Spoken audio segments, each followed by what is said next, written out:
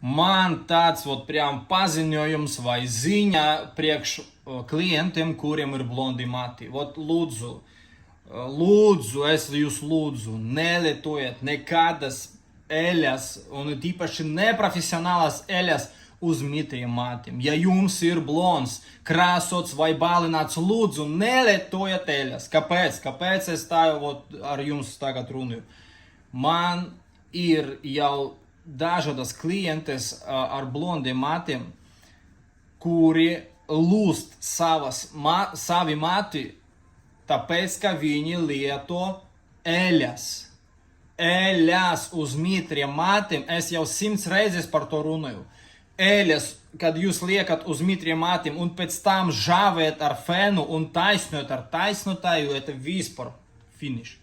Priekš jūsu matiem tas ir čau.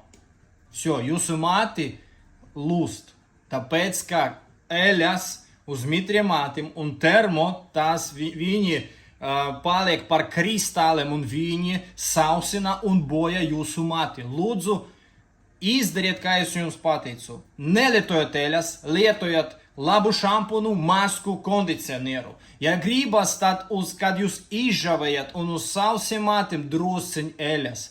Un drusciņ drīkst tiem, kuriem nav plāni, tādi plāni mati. Tiem, kuriem ir plāni mati, nedrīkst vispār nekādas eļas. Maksimum drusciņ serum, maksimum. Bet eļas, it īpaši neprofesionālas, lūdzu, nelietojiet.